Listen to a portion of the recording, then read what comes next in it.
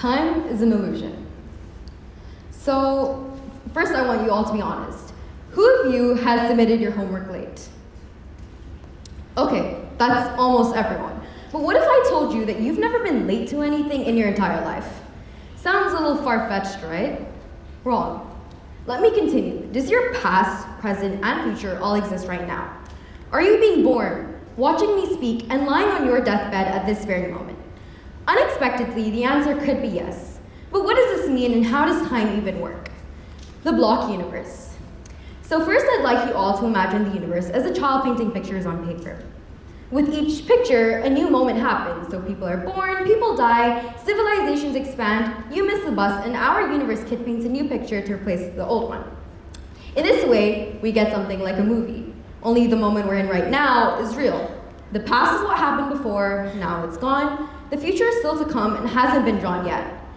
But here's the twist. What if I told you that that's not actually how time works? What if our universe kit has already painted all the pictures and stacks them on top of each other? In this way, we get something like a block. A block that contains all moments in the universe that has ever or will ever exist. But how does that work, and do I have any proof? Well, yes, because according to the theory of relativity, this is how it works. Relativity, heavily simplified, says that time and space are not separated, but one connected space-time. So when you move through space, you are also moving through the block, and that represents your now. There are many different nows in the universe, and all of them are equally real. That's why when astronaut Scott Kelly went into space and his slightly older twin brother Mark stayed on Earth, the age gap between them increased due to Scott's time in orbit.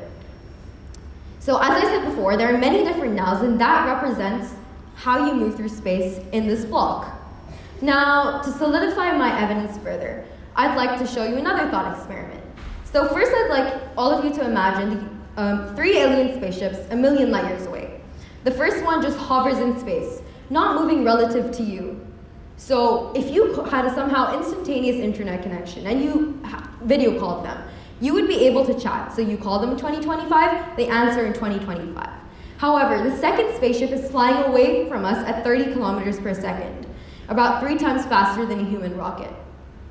So when you had this instantaneous internet connection and you called them in 2025, they would actually be talking to your ancestors in the year 1925 according to relativity.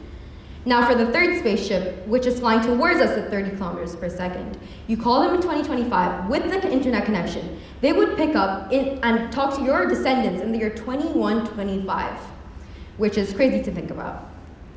Now, we have 3 different nows, but which one is correct?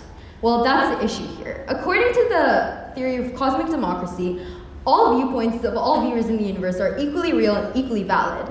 Because the video call happens in the present of the alien picking up, all of those nows have to be equally real and happen at the same time. This means that the distinction between the past, the present, and the future is an illusion. The universe is not like a movie where a bunch of moments progress through time, but like a frozen block of cosmic ice.